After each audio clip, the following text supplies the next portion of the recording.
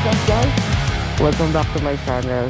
So for this vlog, ang pag-uusapan natin or ang isi-share ko sa inyo is yung 1 year of experience ko after using Suzuki Gixxer na aking motor.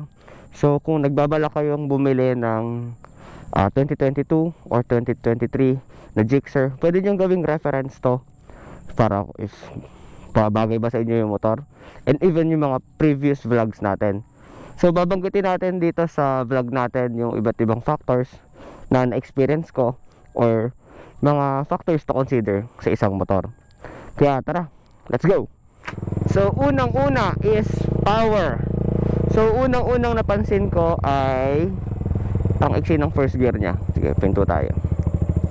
Yan, let's go. Yun, hanggang 25 lang siya.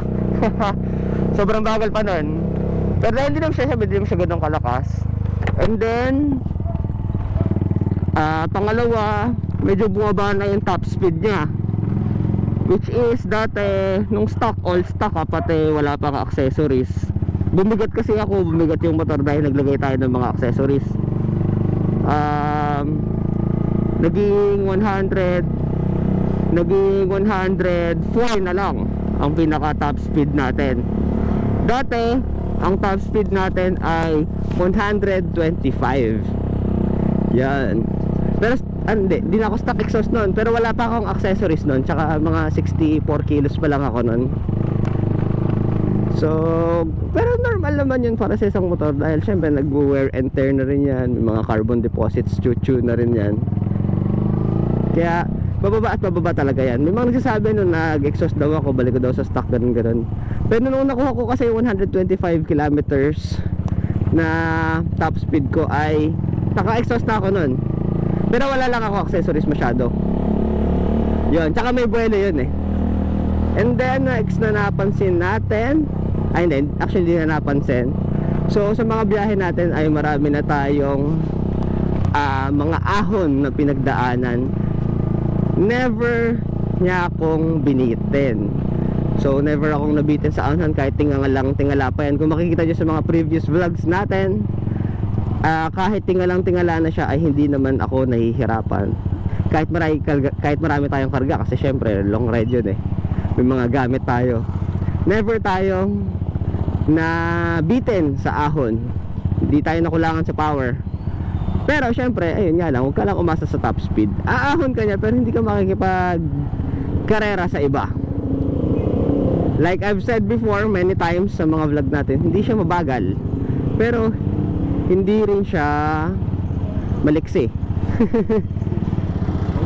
So 2 valves lang po ito, tsaka 5 speed lang. Mabigat pa yung motor kung power to weight ratio ang pagbabasihan natin, pero hindi siya ganun kabilis. Pero hindi naman siya mabagal, makukuha mo naman yung kailangan mo. Ayun, so power goods naman, pero medyo bumaba na yung top speed natin. And then next one is yung kanyang, syempre kung pandi-daily nyo to o pang long ride nyo, mahalaga yung gas consumption. Kaya siya ng 45 to 50 kung normal kayong yung matipid lang, ganun. Ako kasi nag-i-stay ako sa high RPM, tsaka medyo mahilig akong bumomba-bomba minsan. Kaya magastos ako. Yung way ko ng paggamit is magastos. Lagi ako nasa high RPM, yung pinapaiyak siya, ganun. So kung medyo kalmado lang kayo mag-drive, hindi naman kayo mabigat, di rin mabigat yung karga nyo, kaya siya ng 45 to 50. Ako kasi usually nasa 40 to 50. Ay, 40 to 45. Pero 40 to 45, okay na rin yun para sa gantong kalaking motor na pan daily. Tipid na rin yun, guys.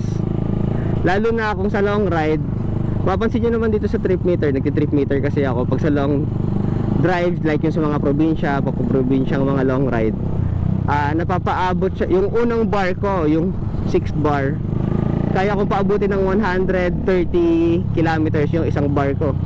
Imagine that. Mas matipid siya syempre kapag rektahan lang, pag wala kayo masyado sa traffic. Dito kasi sa amin matraffic na sa Bulacan. Yan. So good sa gas consumption, sulit. And then next one natin is ang kanyang suspension. Suspension niya gigradean ko ng mga 8.5 out of 10.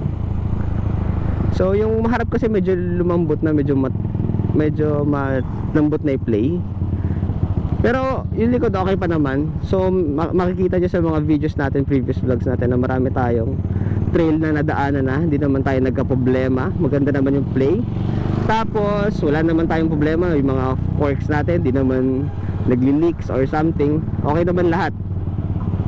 So sa timbang kong 67 kilos with some accessories, okay naman yung kanyang play.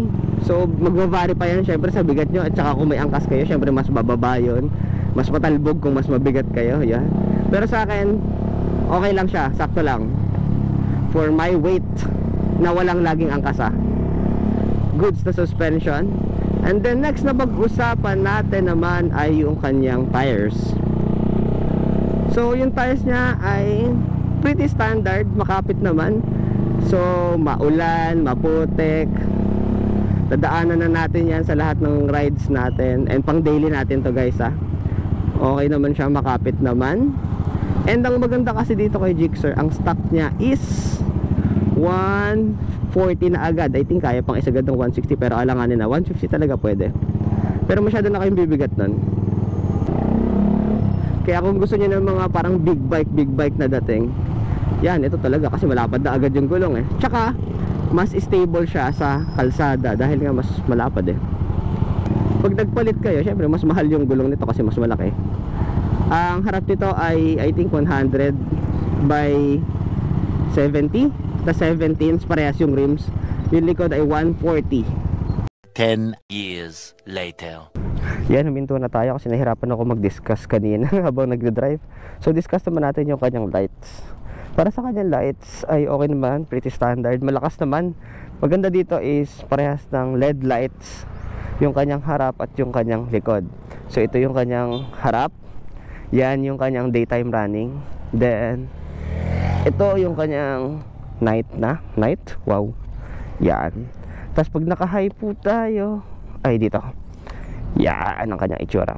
Ito rin yung pang passing light natin. Yan. Maganda yan, parehas ng LED light. Pati yung likod, gusto ko yung likod talaga nito. Dahil yan, very futuristic ang kanyang itsura. Pero pag may top box kayo, hindi na masyadong kita. Pero nonetheless, maganda pa rin. Yan. Ang ayoko lang dito is bulb type pa yung signal lights, both front and back. Yan. Parehas na bulb type. Saan ba? Yan, bulb type pa siya. Do okay lang naman, hindi naman masyadong ginagamit yan. So that's for the lights. Yan, medyo madumi lang guys. So punta naman tayo ng sa reliability. Wala naman ako naging problema dito so far. Ang naging problema ko lang, or ang nasira lang dito is nung kasalanan ko din actually, nung naiwan kong nakasusi siya ng ganyan, parang ganyan. Kumain kami sa Ilocos, and then almost 45 minutes ko siyang naiwan na nakasaksak, so nalobat. Yun lang naging problema niya. After 1 year of usage, matagal ko na siyang ginagamit, mahabang mga biyahe, maraming rides. Yun lang ang naging problema niya. When it comes to parts naman, yung basic parts niya ay madaling hanapin. Pero wala siyang specific na pang Suzuki Gixxer. Yung sa mga third party na store, wala naman masyadong kasa ng Suzuki. So, yung mga basic, wala naman talagang specific na for Gixxer, ganun, bihira. Pero yung mga parang generic na mga filter, ganun, mga ibang bagay, madali lang hanapin. Yung mga specific sa kanya ay madaling hanapin online, sa Facebook, ganun. Tsaka wala pa naman talaga naging major problem, so hindi natin alam kung paano maghanap ng pyesa talaga, or hindi pa natin kailangan maghanap ng pyesa talaga kasi very reliable naman siya. Ang ating eksaktong odo ay 9,776, yan, after 1 year. When it comes to maintenance cost naman, pretty normal lang naman. So change oil lang naman siya depende sa inyo yan kung anong gusto nyong change oil So sa akin kasi 1,500, or depende kung nag-ride ako ng matagal. Yan. So yun naman. Ang kanyang oil nga pala ay 850 ml. Yung bagong model, which is 2023 model, is 1000 ml na. Tsaka napalitan lang yung decals. So yun yung mga napalitan sa kanya. Tsaka spark plug. And then andito yung filter, fuel filter. So laging sabay itong fuel filter and yung engine oil natin. Tapos once in a while, matagal naman buhay ng spark plug. By the way, magpapalit nga pala ako ng spark plug. Yung susunod nating vlog, papalit na tayo ng iridium. Yan. So pag naka-iridium kayo, mas matagal buhay nun. Ito kasi is, ang mga generic na spark plug natin ay copper pa. Yan. Kung tatanong nyo naman yung sa comfort ng riding, bukas pa ba? Yan. Sa comfort ng riding, nakarating ako ng Ilocos Norte, tsaka Batangas last time. So medyo may ngalay lang, like I've said sa dating vlogs, medyo may ngalay lang sa wrist dahil sports naked siya. So when you said sports naked, sports bike siya na ginawang naked, walang fairing dito sa gilid, tapos mas mahabang handlebars lang. Yan lang ang kanyang pinagkaiba sa mga naked ay sa sports bike. So kaya medyo kung mapapansin nyo, medyo nakababa yung aking mga kamay, pero hindi naman siya talaga nakakangalay. Medyo lang, pero very tolerable ang kanyang binibigay ng alay sa atin.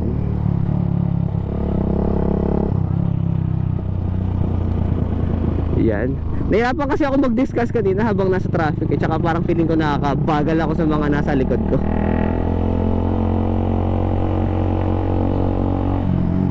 At ayun nga, late na naman tayo sa ating pasok.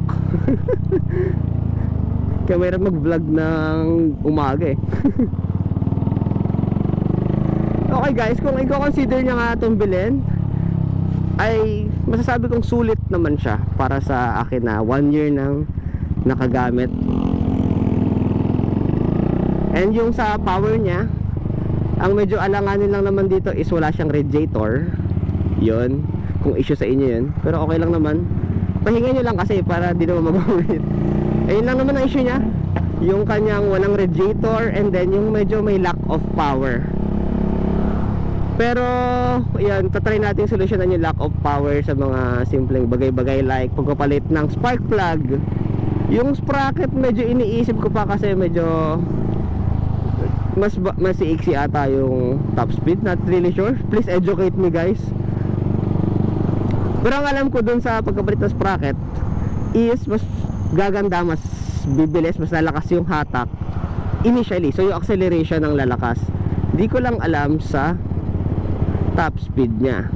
Kasi syempre kung katulad natin naglo-long ride tayo, syempre maraming maluwag sa probinsya, huwag naman tayong hipokrito.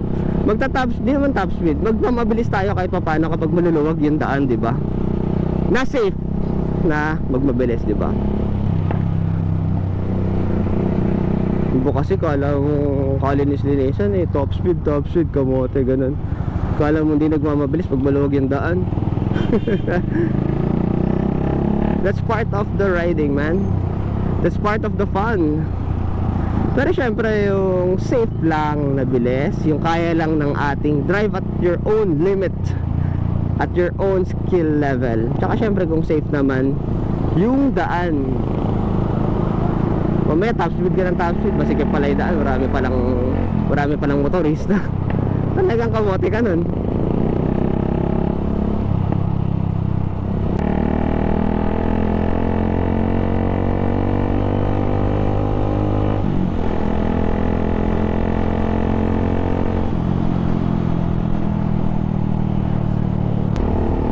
Sinasabi ko na kaya malakas ako sa gas, hatawin ko na gano'n kasi yun yung gusto kong tunog, yung parang ewan ko kung ako lang guys, pero mahilig ako magsaya ng gas para doon, yung papataasin mo yung RPM tapos saka mo bibitawan tapos saka siya uungal, heaven.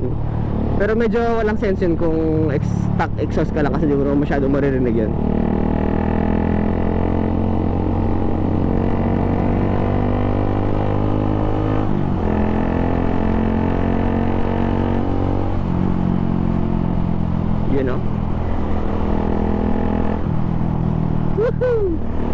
simple joys of riding. By the way guys, gusto ko lang sabihin na sa 1 year ng riding ko dito ay sobrang nag-enjoy ako. Sobrang sarap sa rides. Sabi ko nga, sakto lang yung power, comfortable naman. You've got all what you need, especially para sa presyo niya. Nung nabili ko to ay 98 something lang. Ngayon ay medyo nagmahal na, pero lahat naman talaga ng motor ngayon guys ay mahal na. Yan talaga.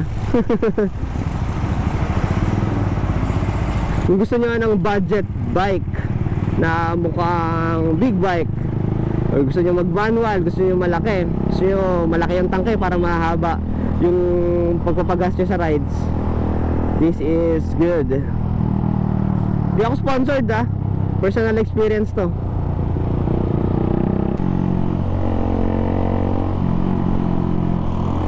Kung balak nyo nga pala siyang ibang daily guys, okay naman, matipid nga kasi sa gas. Tsaka kumbaga yung fun ng magmamaneho kahit araw-araw. Madali naman siyang i-maneuver kapag nasanay na. Medyo mabigat siya, 135 kilos to guys ha. Tsaka wala pa accessories yun, tsaka wala pang gas. So may kabigatan siya, pero when nakasanayan, pag nakasanayan nyo na yung bigat niya, kumbaga nakasanayan nyo na siyang i-maneuver, madali lang naman siya i-maneuver kasi hindi pa naman siya nimble naman siya. Yan. Ang medyo nagiging challenge lang sa akin usually ay parking, kasi medyo mahaba siya, tsaka may kalaparan kasi mukha nga siyang big bike. Ayun lang. So kung may parking naman kayo, kaya nyo naman siyang, marunong naman kayo magmaniobra, okay na okay for daily. Huwag lang kayo masa na may lalagyan kayo, kasi syempre manual to, napakabihira ng nilalagyanan or compartment sa isang manual. Maglalagay talaga kayo ng top box or bibili kayo ng tail bag or tank bag. Yan, pwede siya nalagyan ng tank bag. Ang susunod nga pala nating vlog ay about sa maintenance. Ito, tayo mo, may nakailaw ng change oil. Maintenance, as papalit tayo ng spark plug. Tingnan natin kung may pagkakaiba yung iridium na spark plug sa power. Pero syempre, hindi naman tayo mag-expect ng sobrang difference sa power nun guys. So yun lamang, tapusin na natin dito. I think na-discuss ko naman na lahat. Lalagay ko na lang dyan kung hindi pa ako na-discuss. Thank you for watching. Sana may natutunan, may napulot kayo. Please do like, share, and comment. Subscribe na rin kung di ka pa nakasubscribe, bossing, for more contents like this. So yun lang, happy riding. Goodbye and ride safe. God bless everyone.